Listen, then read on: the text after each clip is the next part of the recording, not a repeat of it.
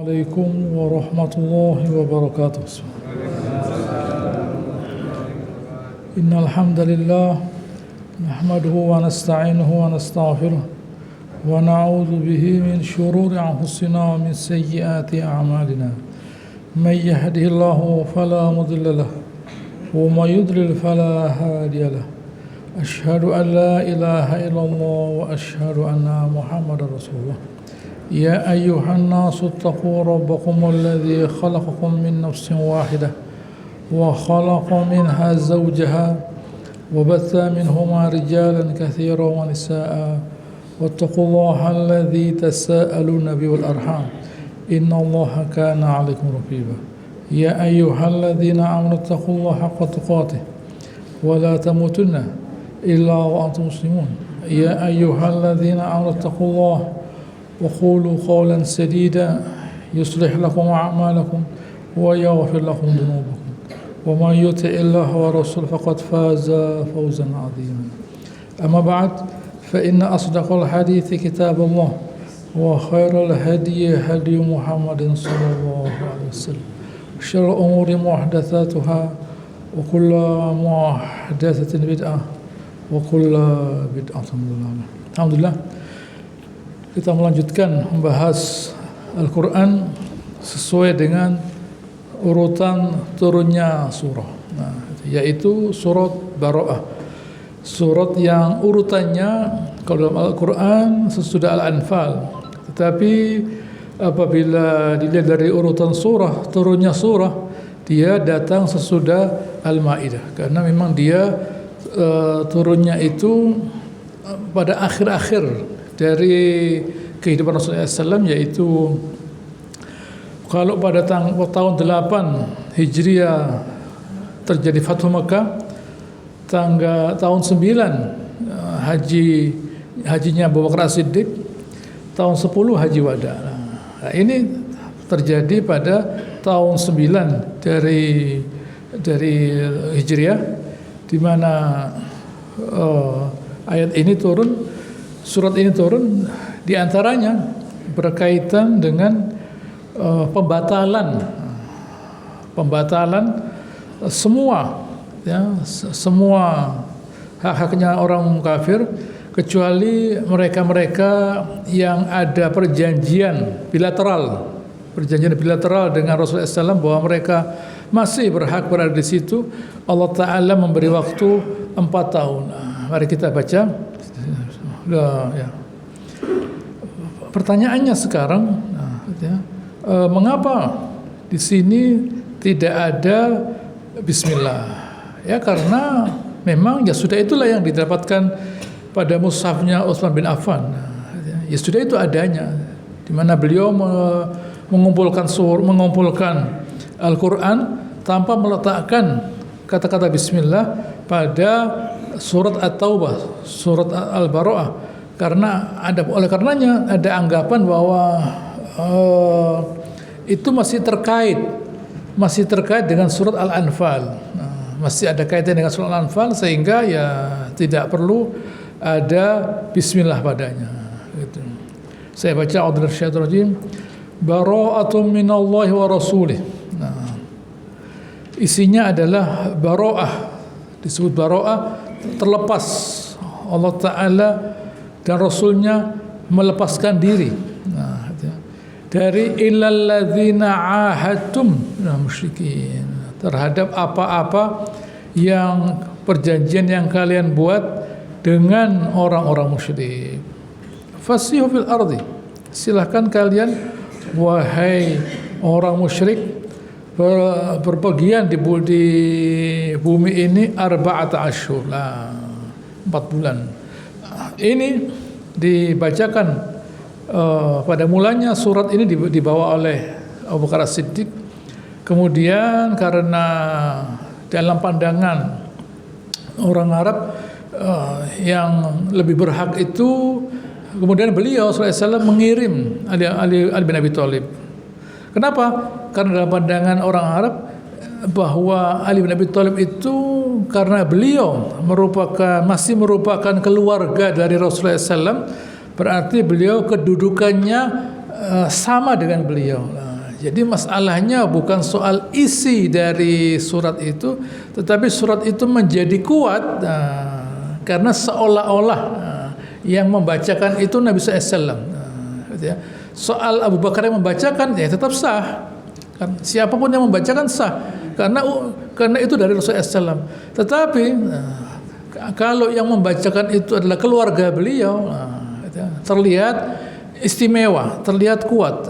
Karena Ali bin Abi Thalib lah yang membacakan surat ini pada waktu Haji Akbar. Haji Akbar yang ada berpendapat bahwa itu hari Arafah, ada yang berpendapat itu hari Nahar, ada yang berpendapat hari Arafah yaitu tanggal 9 Dzulhijjah, ada yang berpendapat bahwa itu adalah hari Nahar tanggal 10 Dzulhijjah. Keduanya sama-sama benar. 4 bulan saja mereka boleh berkeliaran di bumi ini. Wa'lamu annakum ghairu mu'jizillah. Ketahuilah bahwa kalian sekarang dan selamanya, bukan sekarang saja, dari dulu dan sampai kapanpun, ghairu mu'jizillah, tidak bisa mengalahkan Allah Subhanahu wa taala, tidak bisa mengalahkan Allah Subhanahu wa taala. Wa anna Allaha mukhzil kafir. Allah Ta'ala itu menghinakan orang kafir. Apa isi dari yang Ali bawakan? Ya, ada 4 hal. Pertama, tidak boleh orang musyrik itu berhaji sesudah tahun ini. Itu pertama. Ya jelas tidak bisa haji lagi karena sudah 4 bulan suruh nyingkir mereka. Yang kedua, wala yatufu bil bait uryan. Tidak boleh ada orang telanjang tawaf di Ka'bah. Jika tawaf di Ka'bah dengan telanjang, iya jelas tidak boleh. Tidak ada yang telanjang, orang muslim semua. Yang ketiga, wala yadkhulu al jannah illa muslim. Tidak masuk surga kecuali orang muslim. Yang keempat, tidak siapa yang ada perjanjian bilateral dengan Rasulullah SAW itu akan selesai pada waktunya. Berapa waktunya? 3 bulan, 1 bulan, 4 bulan, ya sudah selesai. Sebegitu saja. Allah Ta'ala lebih batas 4 bulan. Dan Allah Ta'ala dan Rasulnya setelah itu terlepas jaminan keamanan terhadap orang-orang musyrik. Lebih dari itu, kalau mereka masih berada di daerah haram, mereka dipenggal. Selesai. Kalau mereka setelah 4 bulan masih berada 4 bulan sesudah berlakunya pengumuman ini masih berada di daerah haram, mereka akan dipenggal. Selesai, gitu ya. Itu pernyataan dari Allah, dari Nabi SAW yang disampaikan oleh Ali bin Abi Thalib. Gitu. Katanya Abu Hurairah, itu Ali menjerit sampai kehabisan suara, sampai saya yang melanjutkan. Karena Ali bin Abi Thalib berbicara kepada sekian banyak orang tanpa ada alat pengeras suara. Kemudian saya yang melanjutkan menjeritnya. Gitu. Artinya di sini ayat 3, wa adzanun. Wa azanun, yaitu pengumuman, disebut azan, gitu ya. Oleh karenanya telinga itu disebut al-udhun, karena pengumuman itu disampaikan dan kemudian diterima oleh telinga, gitu. Karena belum ada itu surat, kertas, tulisan, gitu ya. Kalau ditulis saja sekarang pengumuman tidak harus lewat suara, tapi tulisan saja sudah bisa. Tapi zaman itu, saat itu harus lewat suara. Begitu. Oleh karenanya pengumuman untuk sholat disebut azan. Karena diumumkan lewat suara dan didengarkan oleh telinga. Azan. Minallahi wa rasulih. Dari Allah dan Rasulnya. Loh, kan yang memutuskan itu Allah Ta'ala. Kenapa kok Nabi diikutkan? Apakah Allah Ta'ala dan Rasulnya itu rapat dulu sebelumnya? Tidak ada rapat. Ada apa rapat? Ya, tapi kok kedua-duanya bersamaan? Ya, menunjukkan bagaimana solidnya, gitu ya, solidnya Nabi SAW itu kepada Allah Ta'ala. Jadi apa yang Nabi sampaikan itu dari Allah Ta'ala. Jadi Allah Ta'ala menyebutkan Nabi SAW bersama dengan namanya. Minallahi wa rasuli. Seolah-olah ada unsur dui tunggal, padahal ya tidak bisa. Bagaimanapun Allah Taala Maha Tunggal, tidak ada syarikat dengan Allah Taala. Tapi di sini Allah Taala menyandingkan namanya dengan namanya Nabi SAW, menunjukkan bahwa solidnya beliau, terkaitnya beliau dengan kuat dengan Allah Taala. Begitu, sehingga hukum peraturan apa yang Nabi sampaikan itu berasal dari Allah Subhanahu wa taala. Ila nas yaumil hajjil akbar, kepada manusia pada hari akbar, hari haji akbar, yaitu hari di mana ada yang berpendapat bahwa itu adalah hari Arafah, ada yang berpendapat itu hari Nahar, ada yang berpendapat di sini adalah haji di mana Rasulullah SAW itu berhaji. Nah, ada yang berpendapat bahwa haji akbar ya haji itu, haji kecil umroh. Haji akbar ya haji itu sendiri, haji kecil ya yaitu umroh. Ya itulah perbedaan pendapat yang harus kita baca semua, yang harus kita akomodir semua. Nah, begitu. Karena memang yang penting itu substansinya, ya, bahwa Allah Ta'ala menyampaikan itu, bahwa Allah Ta'ala menyampaikan anallahu bari minal musyrikin wa rasuluh. Diulangi lagi Allah Subhanahu wa taala, bahwa Allah Ta'ala itu dan Rasulnya berlepas diri dari orang musyrik. Artinya tidak ada jaminan keamanan lagi buat mereka. Nah, begitu. Fa in tubtum fa huwa khairun lakum. Kalau mereka itu, kalian itu mau tobat, lebih baik. Kalian mau tobat, mau kemana kalian? Kalau tidak di Mekah, mau kemana? Mau pindah kemana? Apakah punya rumah di Syam? Nanti sebentar lagi dikuasai oleh orang beriman. Punya rumah di Yaman, sebentar lagi dikuasai oleh orang beriman. Mau kemana? Semakin sempit dunia ini. Mau kemana mereka? Apa mereka mau pindah loncat ke India barangkali? Sebentar lagi orang beriman ke sana. Begitu ya. Mau kemana mereka? Tidak ada tempat. Allah mengatakan kalau kalian taubat itu lebih baik. Apakah kalian itu dengan kafir itu rezeki datang? Orang berimannya sekarang sudah kuat, ini buktinya. Buktinya orang beriman sekarang sudah bisa menguasai kalian. Apa berarti kekuatan yang kalian miliki? Coba kekafiran kalian itu mana kekuatannya? Buktinya orang beriman sekarang sudah menjadi kuat. Begitu, orang beriman sekarang sudah jumlahnya banyak. Kalian mana? Kalah toh lah ya. Gitu. Wa in tawallaitum, kalau kalian tidak mau, fa'lamu annakum ghairu mu'jizillah. Ketahuilah bahwa kalian itu tidak bisa mengalahkan Allah Ta'ala. Wa annallaha wa basyiril ladzina kafaru bi'adzabin alim. Dan berikan kabar kepada mereka bahwa untuk orang kafir itu azabun alim, ada azab yang pedih lah. Ini sudah cukup buat orang berakal. Orang berakal itu orang yang disebut berakal itu, apa berakal itu? Yang disebut berakal itu adalah orang yang tahu apa yang baik buat dirinya, itu berakal. Orang dewasa. Kalau orang tidak tahu apa yang baik buat dirinya, bukan berakal namanya. Dan disebut berakal itu tahu untuk dirinya. Anak kecil itu disebut tidak berakal karena dia tidak tahu apa yang baik buat dirinya. Jadi anak kecil tidak boleh terima warisan karena dia tidak tahu apa yang baik buat dirinya. Kan jelas itu sudah. Orang dewasa itu orang yang tahu apa yang baik buat dirinya. Kalau tobat itu lebih baik, ya tobat. Kalau zikir itu lebih baik, ya zikir. Kalau baca Al-Quran lebih baik, ya baca Al-Quran. Begitu loh. Apa yang baik buat dirinya, apa yang baik buat dirinya itu apa yang memuliakan dirinya loh. Begitu. Orang dewasa itu orang yang punya kemuliaan harga diri. Apa yang buat dirinya tidak boleh. Misalnya ada orang yang sengaja makan sesuatu sampai sakit, tidak mau makan sampai sakit, tidak boleh. Tidak boleh seseorang itu bertindak sesuatu yang membuat dia terhina. La yanbaghil mu'min ayyuhina nafsah. Tidak boleh seorang beriman menghinakan dirinya. Apa itu Rasulullah? Dia memegang beban yang dia tidak mampu. Tidak boleh. Jadi orang dewasa itu yaitu orang berakal, yaitu orang yang tahu apa yang buat dirinya, yaitu apa yang membuat dirinya mulia. Loh, begitu penjelasannya. Ini mesti kita pahami lah. Jadi kalau ada orang itu sudah dewasa dan sebagainya, sudah pinter dan sebagainya, tapi tidak beriman. Nah, tidak berakal. Allah Ta'ala mengatakan awalau kana abahum la ya'qiluna syai'an wa la yahtadun. Apakah meskipun orang tua mereka tidak berakal?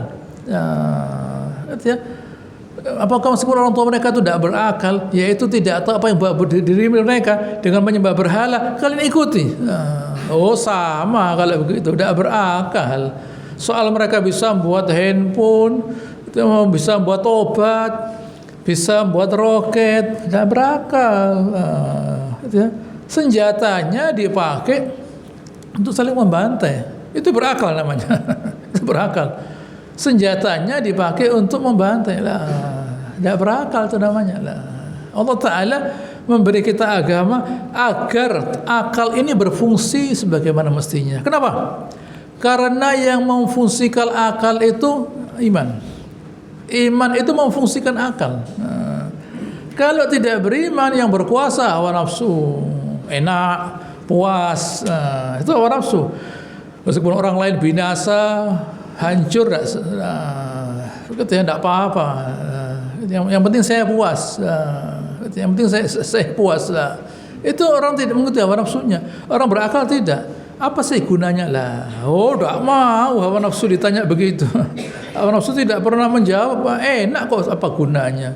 Tidak ada gunanya, tidak ada gunanya, tidak penting. Yang penting enak, senang, bahagia. Semakin saya bisa membuat orang lain menderita, saya tambah senang. Anda tahu maling itu, rampok itu, dia butuh merampok, tidak butuh dia. Mau merampok itu tidak butuh barangnya dia sudah punya kok. Nah, koruptor itu tidak punya uang. Kenapa dia korupsi? Karena dia senang korupsi. Nah, bukan soal dia butuh uang, tidak. Orang korupsi, Anda tanya, Anda ini butuh uang tak? Tidak butuh dia. Nah, sudah kalau gaji Anda tidak cukup ya jangan kerja di situ. Nah, sudah cukup gajinya, sudah dihitung oleh negara bahwa Anda perlu ini loh. Sudah cukup gajinya. Negara menghitung kebutuhan Anda sekian berarti begitu. Lebih dari ini ya tidak bisa. Cari kerja jadi pedagang saja. Nah, kalau kebutuhan Anda lebih besar dari gaji Anda jadi pedagang saja. Begitu ya, jangan jadi pegawai, jadi juragan buat perusahaan sendiri. Tidak, jadi pegawai dia, tapi mencuri. Nah, begitu ya, bukan soal mencurinya, bukan soal butuh dengan uang. Dia memang senang mencuri, sama dengan pembunuh berantai. Pembunuh berantai itu apa? Dia butuh harus membunuh? Tidak.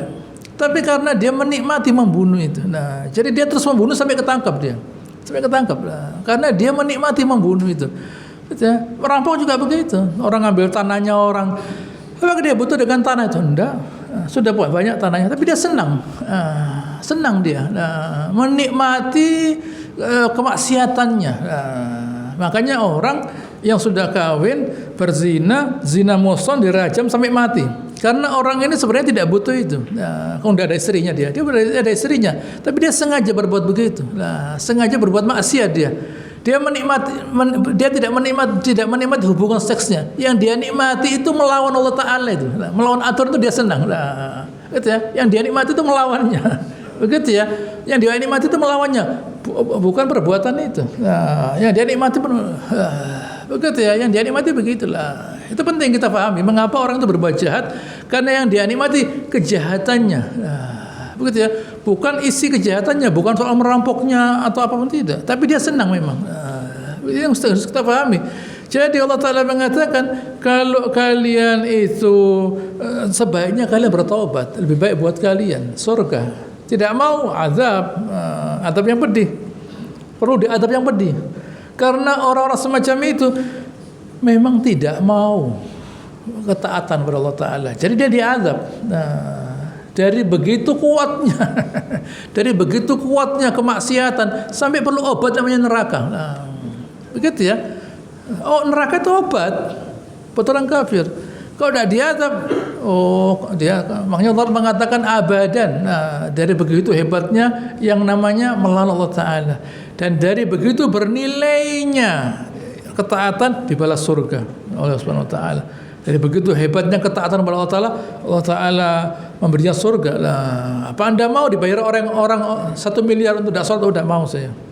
1 triliun tidak mau saya. Jadi berapa harganya iman itulah? Surga balasannya. Karena kita dibayar berapapun tetap sholat.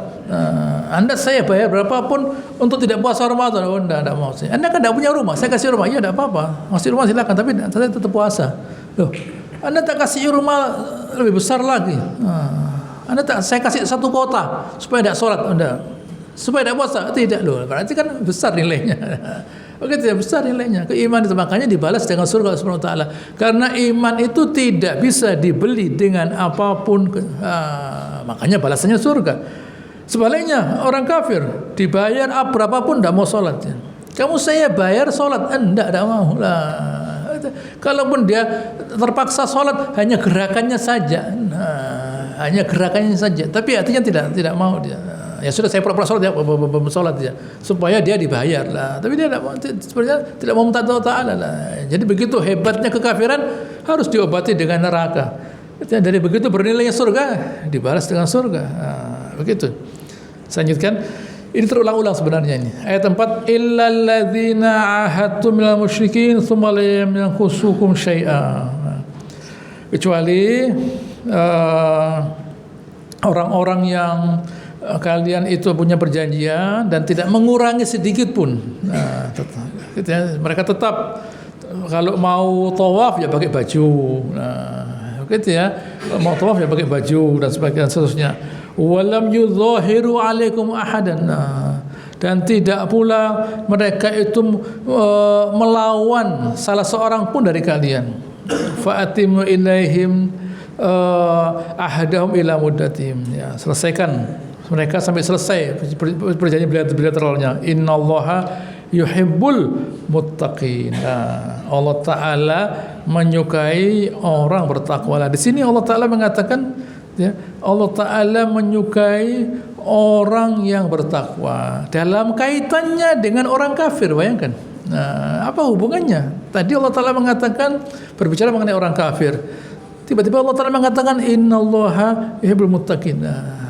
Artinya kalau kita itu ada perjanjian dengan orang kafir, ya penuhi. Jangan karena dia kan orang kafir, kita boleh menzalimi dia, kita bantai dia loh. Orangnya tidak berbuat apa-apa. Ya kalau utang tidak usah dibayar loh, tidak boleh. Jadi kalau syariat ditetapkan di negara ini, orang kafir itu aman.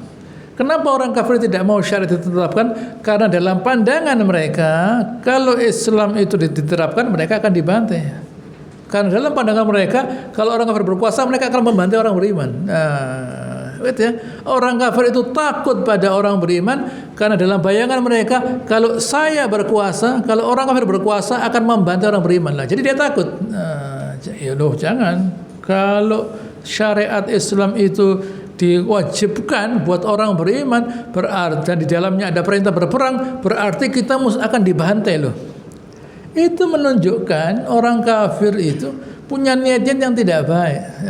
Dia tidak mau orang beriman mentaati Allah Taala. Tanyakan dulu pada orang beriman, orang beriman, kalau kalian itu dalam dasar negara ada tulisan kewajiban menjalankan syariat buat orang beriman, apa kalian membantai saya? Enggak. Mana buktinya?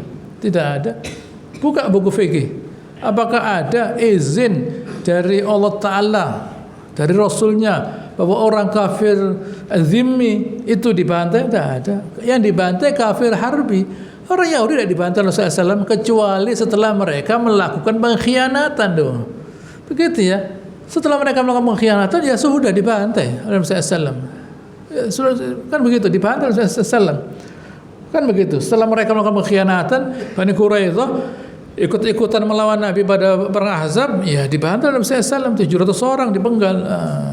Itu dipanggil Nabi SAW karena mereka melakukan pengkhianatan. Nah, kalau ada berkhianat tidak ada. Lumayan Bani Nadir hanya diusir saja. Bani Quraidah karena mereka melakukan pengkhianatan pada waktu perang. Ya, di mana di dunia ini orang berkhianat dimaafkan? Nah, hukumnya orang kafir itu loh. Lah iya, jadi orang kafir itu di negara ini tidak punya dasar untuk melarang orang beriman menjalankan syariatnya. Dasarnya apa lah?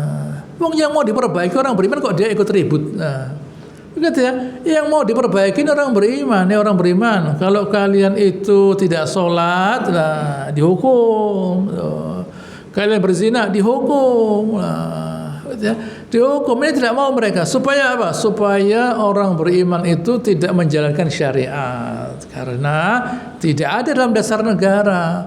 Kalau orang beriman itu berzina, dihukum, tidak ada lah. Loh. Begitu ya. Dalam Taurat ada aturan itu. Dalam Taurat ada bahwa orang laki yang perempuan berzina harus dirajam. Nah, yang sudah kawin berzina harus dirajam. Bukan dihukum satu tahun 6 bulan bayar 10 juta loh, tidak bisa. Katanya 6 bulan bayar 10 juta lah, tidak bisa. Itu peraturannya di Taurat ada itu, di Taurat ada. Dan pasti di Injil juga dilanjutkan, dan kemudian dilanjutkan dalam Al-Quran. Tidak mungkin berubah itu peraturan itu, tidak mungkin berubah. Tetapi mereka tidak mau kita menjadi orang mulia, menjadi orang terhina seperti mereka. Senang mereka begitu. Orang kafir senang kalau kita menjadi terhina seperti mereka. Jadi kita dihalang-halangi menjalankan syariat kita. Karena mereka takut kalau kita jadi mulia. Kalau jadi mulia kenapa? Oh, kalau jadi mulia, hebat kita. Begitu ya. Kalau jadi mulia, hebat, rezeki turun. Begitu ya.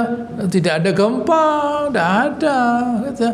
Tidak ada gempa, tidak ada tsunami, tidak ada longsor, gitu ya. Tidak ada banjir yang begitu, tidak ada. Begitu ya. Itu tidak ada kalau kita bertakwa. Baik. Ayat 5. Fa idzan salakhal ashhurul hurum. Kalau sudah selesai mereka itu melewati bulan haram. Bulan haram itu bulan Rajab, itu bulan haram, ya. Bulan Rajab itu bulan haram. Lalu Dzulqa'dah, Dzulhijjah, Muharram. Dzulqa'dah, Dzulhijjah, Muharram. Itu bulan haram. Kalau bulan haji, Syawal, Dzulqa'dah, Dzulhijjah. Jadi Dzulqa'dah, Dzulhijjah itu ya bulan haji, ya bulan haram. Gitu ya. Dzulqa'dah, Dzulhijjah itu bulan haji, bulan haram. Begitu ya. Kalau bulan haji saja, Syawal masuk. Kalau bulan haram, Muharram masuk. Syawal dah ikut Muharram bersama Rajab. Rajab Mudhar. Rajab yang dikul oleh Mudhar. Di mana di bulan itu tidak boleh ada peperangan. Itu tidak hanya orang manusia, tetapi Allah Ta'ala pun menghormati waktu itu. Di mana Allah Ta'ala mengazab kaum 'Ad misalnya yang di Yaman. Kaumnya di Yaman habis. Ada satu orang yang kebetulan masih di Mekah, ditunggu oleh Allah Ta'ala sampai dia keluar dari batas haram. Begitu dia keluar, langsung kena. Batas haram itu ada garisnya ya, ada garisnya. Batas haram, kota Mekah, daerah haram kota Mekah itu ada garisnya. Ditulis di situ, ini batas daerah haram. Begitu ya. Madinah juga begitu. Makanya di Madinah itu Universitas Madinah, kalau yang sekolah agama di daerah haram, sebelahnya daerah bukan haram. Belajar matematika, fisika di situ. Belajar ilmu duniawi, matematika, fisika di Madinah. Belajar ilmu duniawi, kedokteran dan sebagainya di situ. Di luar daerah haram, di luar batasnya Madinah. Di sampingnya. Tapi itu bukan daerah haram. Nah, sebelah sini yang daerah haram sekolah agama. Ada batasnya itu. Arafah juga ada batasnya. Gitu ya. Itu Masjid Namirah. Masjid Namirah di luar Arafah. Jadi orang kalau habis sholat zuhur asar itu masuk ke Arafah, ya. Berdiam di situ sampai maghrib. Kalau belum maghrib keluar batal hajinya. Di situ masuk, diam di situ. Diam di situ sampai azan maghrib selesai haji. Haji itu. Jadi ada batasnya. Gitu ya, disebut mikot makani. Gitu ya, haji itu ada mikot makani, mikot tempat. Yaitu orang harus berada di situ pada waktu haji Arafah. Kalau sudah selesai, faida insalakha itu begini. Ini insalakha. Insalakha itu begini. Gitu ya. Ular itu kalau ganti kulit, kulit yang lama memisahkan diri dari kulit yang baru. Nah, lalu kulitnya itu dia mengeluarkan dirinya dari kulit yang lama. Kulit yang lama ini tidak ada nilainya, tidak bagus. Kulit yang baru bagus, yang melekat pada tubuhnya. Insalah. Kalau sudah keluar dari bulan haram, faqtulul musyrikin. Hendaknya mereka itu kalian bunuh orang musyrik di daerah haram. Haitsu wajadtumuhum, dimanapun yang kalian dapatkan mereka itu. Wa khudhuhum, kalian tangkap. Wahsurum, kalian perangkap mereka. Kalian kepung mereka. Waq'udu lahum kulla marsad. Dan kalian awasi mereka di setiap tempat. Jangan sampai mereka itu tiba-tiba ada di tempat tersebut. Fa in tabu wa aqamus shalah wa atuz zakah. Kalau mereka taubat, mendirikan salat, mengeluarkan zakat, fa khallu sabilahum. Kalau mereka sudah taubat, lalu salat lah. Gitu ya. Jangan taubat, saya taubat asyhadu an la ilaha illallah asyhadu rasulullah. Gitu ya. Lalu tidak salat. Tidak boleh. Gitu ya. Setelah taubat yaitu syahadat, salat. Ada dua hal yang kalau orang itu meninggalkan dihukum mati, salat dan zakat. Salat dan zakat. Kalau tidak salat dihukum mati, kalau tidak zakat dihukum mati. Loh, kenapa kok dihukum mati? Orang tidak salat itu adalah penyakit kanker. Bahaya orang tidak sholat itu. Bahaya orang tidak sholat itu. Dia akan menyebarkan kejahatannya pada semua orang. Bahaya orang tidak sholat itu. Jadi orang kafir itu berbahaya karena dia menyebarkan kejahatannya pada semua orang. Dia menginspirasi kejahatannya pada semua orang. Bahaya.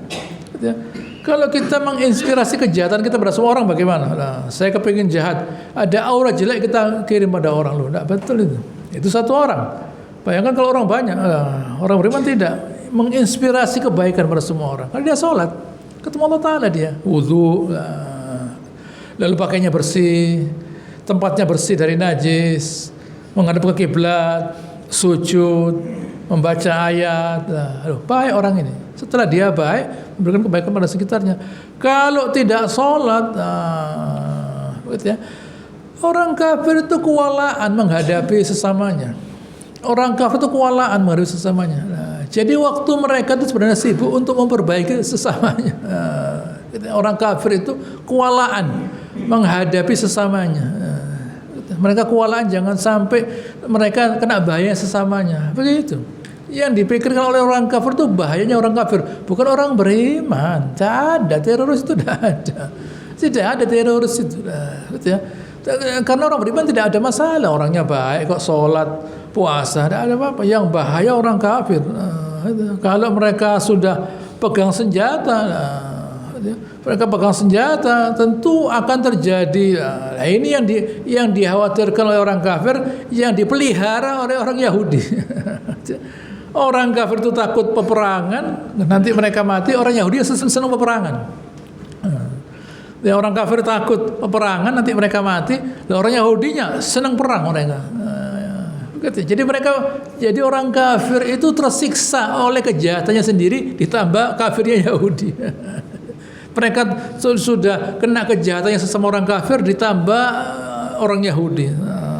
Ketakutan. Kita orang beriman, alhamdulillah. Kita orang beriman, alhamdulillah. Di negara orang kafir tidak ada barang berlebih. Tidak ada barang berlebih. Tidak ada rasa. Kenapa? Karena tidak ada rasa kasih sayang. Tidak ada saling memberi, saling merahmati, melindungi. Tidak ada. Kalau orang beriman, saling melindungi, saling merahmati. Itu orang beriman, saling mendukung. Kalbunian, katanya Rasulullah SAW. Orang beriman itu seperti sebuah bangunan. Orang kafir tidak. Coba orang komunis sesama orang komunis, apa mereka bersatu? Enggak. Mereka tidak senang. Waktu menghadapi orang beriman bersatu mereka. Begitu ya. Kenapa nggak bisa begitu? Karena ideologi, keyakinan yang mereka buat itu barang palsu. Sekedar supaya tidak menyembah Allah Ta'ala. Jadi mereka menciptakan agama, bukan sesuatu yang mereka yakini, barang ngawur. Kok mereka tahu itu barang ngawur? Bukan sesuatu yang mereka yakini. Sekedar ada tempat berpindah. Tapi sesuatu yang mereka tidak yakini, sehingga mereka saling bukan di neraka. Orang yang kafir itu saling bermusuhan, di dunia sudah saling bermusuhan. Cuma karena dalam rangka menghadapi orang beriman, mereka bersatu. Supaya mereka tidak saling berbunuhan, mereka bersatu. Nah, begitu.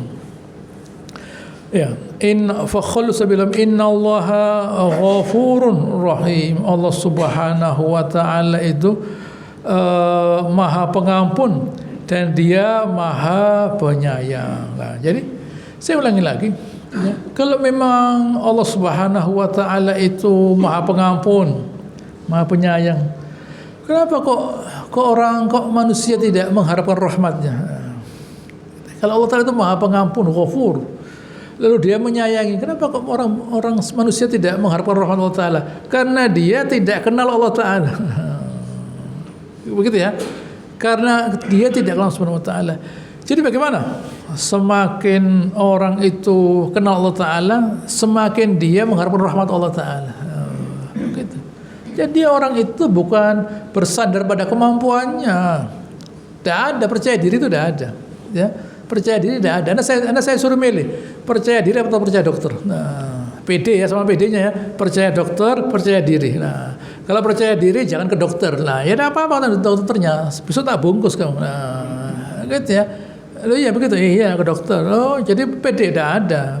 Percaya diri, percaya dokter. Nah, percaya pada diri apa percaya tukang? Nah, ya tukang lah. Iya, katanya tukangnya kalau tidak percaya tidak saya kerjakan. Nah, repot kita. Begitu ya, repot. Percaya tukang. Nah, percaya lah. Gitu ya. Percaya itu kepada Allah Ta'ala yang Maha Kuasa atas segala sesuatu, yang memiliki semuanya. Bukan percaya pada diri sendiri, percaya kepada Allah Ta'ala. Loh, itu orang beriman. Makanya Allah Ta'ala itu disebut As-Samad, bergantung. Selama iman kita itu benar, bergantung pada Allah Ta'ala. Selama kita bergantung pada Allah Ta'ala, ya iman kita beres waktu itu. Nah, selama hati kita centel kita kaitkan pada Allah Ta'ala, beres iman kita. Begitu kita merasa saya kok bisa ya, saya kok mampu, silakan dicoba. Ya ngoyo kita, saya bisa kok. Jangan, saya tidak bisa. Nabi sendiri berdoa, Ya Hayyun Ya Qayyum bi rahmatika astaghits, wa ya Maha hidup yang Maha menopang, dengan rahmat saya memohon. Fa aslih sya'ni kullah, perbaiki segala urusan saya.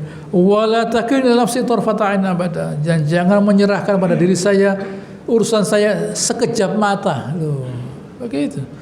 Karena kalau sekejap mata kita diserahkan pada diri sendiri, kemudian jantungnya berhenti, bagaimana? Nah, jantungnya berhenti.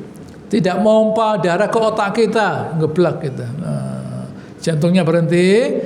Bagaimana jantungnya berhenti? Tidak memompa darah ke otak kita, yang ngeblak kita. Nah, tidak bangun. Nah, yang menggerakkan jantung kita itu Allah Ta'ala. Jadi tidak ada saraf yang bergerak sendiri, itu tidak ada. Itu kan orang kafir. Dia bilang ini saraf bergerak sendiri. Allah Ta'ala yang gerakkan. Gitu ya. Kalau tidak digerakkan, tidak bergerak. Berhenti jantungnya. Selesai. Gitu ya. Tidak usah ditanya sakit apa, tidak usah ditanya, meninggal. Nah, banyak orang sakit ya tidak apa-apa, umurnya masih ada. Nah, gitu ya. Tidak ada apa-apa, tidak ada masalah. Tapi kalau sudah waktunya ya begitu ya, tidak usah ditanya sakit apa, tidak sakit. Tidak perlu sakit, ya meninggal. Begitu, itu harus kita pahami. Allah Ta'ala bertanya. Oh, di sini Allah Ta'ala mengatakan, wa in ayat 6, wa in ahadun minal musyrikin, kalau ada orang, kalau ada orang kafir itu minta perlindungan, ya fa'ajirhum, fa in ahlul musyrikin istajaruk fa'ajirhum. Nah, kalau memang ada orang kafir minta perlindungan, loh bayangkan Allah Ta'ala, fa'ajirhum, kamu lindungi orang tadi. Nah, tetapi dilindungi itu untuk apa? Hatta yasma'a kalam Allah, loh, sampai dia mendengar kalam Allah. Sampai dia itu mendengar kalam Allah. Kalau sudah mendengar kalam Allah dan dia tidak beriman, Allah telah mengatakan summa ablighu ma'manah, letakkan dia di tempat yang aman dari orang beriman. Yaitu lokasinya di mana tidak tahu, lokasi yang tidak terjangkau oleh orang beriman. lokasi yang aman dari orang beriman karena sudah gitu ya, melewati batas. Ya, silakan letakkan di tempatnya orang yang aman dari orang beriman. Nah, kenapa kok bisa begitu? Dzalika bi annahum qaumun la ya'lamun. Karena mereka tidak tahu, jadi diberitahu. Kalau tidak tidak tahu dan sudah dikasih tahu, seharusnya mereka itu menjadi orang berakal loh. Begitu ya. Allah Ta'ala mengatakan qaumun ya'qilun. Ayat liqaumi ya'qilun, Allah Ta'ala mengatakan bahwa ini tanda buat orang liqaumin ya'qilun. Kaum yang berakal, ada kelasnya berakal itu. Begitu ya. Ini kelas orang berakal loh. Begitu ya. Kelasnya orang berakal. Orang berakal itu orang gitu ya, yang tadi saya katakan apa yang tahu yang baik buat dirinya. Itu orang berakal. Kenapa orang itu belajar? Karena dia berakal. Apa berakal itu? Loh, karena dia tahu kalau belajar dia pintar. Loh, itu orang berakal namanya. Gitu ya. Jadi kalau ada orang tidak mau belajar, itu artinya dia tidak berakal. Artinya dia tidak tahu kalau belajar dan kemudian punya ilmu itu baik buat dia lah. Tidak berakal itu namanya. Makanya anak kecil disekolahkan karena dia tidak tahu kalau sekolah itu berguna loh. Begitu loh. Begitu anak kecil begitu. Tidak tahu dia. Kalau ilmu itu berguna tidak tahu dia. Jadi disekolahkan. Ayo sekolah. Belajar supaya punya ilmu loh. Diharuskan. Ayo ngaji, baca Al-Qur'an. Nah, itu anak kecil. Dikendalikan. Kalau tidak dikendalikan, tidak diantarkan, ya tidak terbiasa belajar. Oh, ini bahaya ini. Nah, kalau ada anak kecil tidak disekolahkan, ya tidak terbiasa belajar, tidak punya behavior, gitu ya, tidak punya kebiasaan untuk belajar. Sampai dewasa tidak sekolah dia, tidak mau belajar dia. Karena sejak kecil dia tidak dikondisikan, tidak dibiasakan untuk belajar. Begitu. Tapi kalau dia dikondisikan, ayo harus belajar, harus mengerti, punya ilmu, harus berpikir loh. Begitu, harus berpikir. Kenapa kok begini? Karena begini. Jadi tidak boleh begini loh. Itu berpikir dia. Harus diajar, dibiasakan berpikir. Begitu ya. Jadi orang tua itu harus lebih baik. Orang sebelum jadi orang tua biasa saja. Begitu jadi orang tua harus lebih baik dia. Karena dia merupakan contoh buat anaknya. Tidak boleh orang tua jam 2 bangun lihat bola loh. Ya apa ini orang tua ini lihat bola. Katanya gurunya suruh sholat. Lah ini lihat bola, bingung dia. Begitu ya. Gurunya bilang sholat malam ya anak-anak. Tapi bapak saya lihat bola. Begitu ya. Bagaimana? Saya disuruh tidur jam 9. Ini lihat bola jam 11 loh. Bagaimana ini? Gitu ya. Kontradiksi, rusak kepalanya. Gitu ya. Antara teori dan kenyataan tidak sama. Teorinya kalau begini baik, kenyataannya tidak apa-apa, tidak begitu tidak apa-apa, ya rusak. Begitu ya. Pagi mesti aktivitas. Gitu ya. Orang tuanya tidur jam 8 baru bangun loh. Tidak bisa. Dia dibangun, ayo sekolah. Sekolah masuk 6:30 harus siap jam 7. Ini tidur orang tuanya, loh, rusak nanti. Begitu ya, rusak kepalanya. Antara teori dan kenyataan tidak sama. Begitu ya, saling beradu di kepalanya. Tapi kalau orang tuanya beri contoh, tidur malam tidur, atau bangun sholat ya, begitu ya, bangun sholat. Jadi kalau gitu, kalau malam itu buat tidur. Gitu ya, mau subuh bangun untuk sholat ke masjid, gitu ya. Lalu nanti mau zuhur ke masjid, asar masjid, maghrib masjid, isya masjid. Ditambahin lagi, kalau habis maghrib itu ikut pengajian ya, kalau jam segini baca Al-Qur'an ya. Pendidikan itu bukan teori, contoh. Pendidikan itu bukan teori begini, tidak. Contoh. Yang diharapkan dari pendidikan itu contoh. Gitu ya. Karena pendidikan itu adalah kemuliaan. Bukan tulisan pendidikan itu. Pendidikan itu kemuliaan. Gitu ya. Sehingga perlu jiwa-jiwa yang mulia loh. Gitu ya. Perlu jiwa-jiwa yang mulia untuk mendidik anak-anak supaya jadi punya jiwa yang mulia. Begitu, jiwa yang mulia. Seseorang itu berkomunikasi dengan orang lain dengan jiwanya. Dengan binatang tahu jiwa kita. Begitu ya, binatang tahu jiwa kita. Binatang tahu jiwa kita. gitu ya. Sehingga dia mencintai orang yang mencintai dia. Oh, kita tahu binatang itu siapa yang mencintai dia, binatang. Kita berkomunikasi dengan manusia dengan jiwa kita. Begitu juga dengan Allah Ta'ala. Sholat misalnya, wa aqimis sholata lidzikri. Dirikan sholat untuk ingat saya. Jiwa kita terkait dengan Allah Ta'ala. Terkait, saya punya keyakinan bahwa seluruh nasib saya itu di tangan Allah Ta'ala. Ya Allah Ta'ala yang saya pegangi. Buat apa yang lainnya? Ya Allah Ta'ala yang saya pegangi, begitu. Allah Ta'ala bertanya pada ayat 7, kaifa yakunul musyrikina ahadun indallahi wa inda rasulih. Bagaimana ya, kata Allah Ta'ala, orang kafir itu bisa punya perjanjian. Gitu ya. Bagaimana Allah Ta'ala, bagaimana orang kafir itu bisa punya perjanjian Allah Ta'ala Rasulnya? Oh, mereka tidak beriman kok bisa punya perjanjian? Gitu ya. Kok bisa orang kafir buat perjanjian? Ya tidak ada sebenarnya, kata Allah Ta'ala. Gitu ya. Bagaimana ada perjanjian antara orang kafir dan Allah Ta'ala dan Rasulnya? Gitu ya. Antara Allah Ta'ala dan Rasulnya dan orang kafir. Oh, mereka tidak beriman kok ada perjanjian? Ya tidak ada. Jawabannya ya tidak ada. Tapi ya sudahlah, tidak apa-apa, gitu ya. Illal ladzina hatum ilal masjidil haram, kecuali orang-orang yang sudah tercipta itu perjanjian dengan engkau ya Rasulullah di Makkah itu Masjidil Haram. Famastaqamu lakum fastaqimu lahum. Selama perjanjian itu mereka istiqomah, gitu ya, tidak merusak perjanjian, ya sudah, gitu ya, sampai selesai waktunya. Kenapa? Diulangi lagi Allah Ta'ala. Innallaha yuhibbul muttaqin. Bayangkan, takwa di sini diterapkan untuk orang beriman. Ya, jadi kalau kita itu misalnya punya klien, punya mitra, tetangga, teman, atau bahkan keluarga yang tidak seagama, tidak sekeyakinan, tetap ada kebaikan tercipta. Begitu ya, bukan lalu dia kan tidak beriman, jadi saya khianati. Oh begitu ya. Jadi Islam itu nggak jadi pengkhianatan kalau begitu. Jadi Islam mengajarkan pengkhianatan. Kalau kita mengkhianati orang kafir, berarti kita ngajarkan pada orang kafir, berarti Islam ini ngajarkan pengkhianatan lah. Ya tidak tertarik dia dengan agama kita, tidak tertarik. Gitu ya, tidak tertarik, utang tidak bayar lah. Begitu ya, ya tidak tertarik. Tapi kalau kita menunjukkan konsekuensi, komitmen, oh ternyata agama Islam ini ngajarkan kebaikan. Orang kafir itu tidak tertarik dengan sholat kita. Gitu ya, dengan ibadah kita tertarik. Dia tertarik dengan hasilnya ibadah itu apa? Yaitu komitmen, konsekuen. Kalau tidak ada konsekuen, buat apa lah? Itu bukan urusan kita dengan manusia, ibadah itu dengan Allah Ta'ala. Dengan manusia hasilnya apa ibadah itu?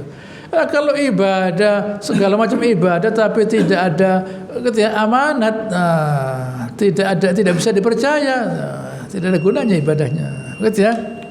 Saya tuju, saya hentikan. InsyaAllah akan saya lanjutkan pada pertemuan yang akan datang. Allahumma salli ala Muhammad wa ala ali Muhammad kama sallaita ala Ibrahim wa ala ali Ibrahim innaka Hamidum Majid, wa barik ala Muhammad wa ala ali Muhammad kama barakta ala Ibrahim wa ala ali Ibrahim innaka Hamidum. Subhanakallahumma rabbana wa bihamdika nashhadu an la ilaha illa anta nastaghfiruka wa natubu ilaik wa akhiru da'wana alhamdulillahi rabbil alamin. Wassalamu alaikum warahmatullahi wabarakatuh.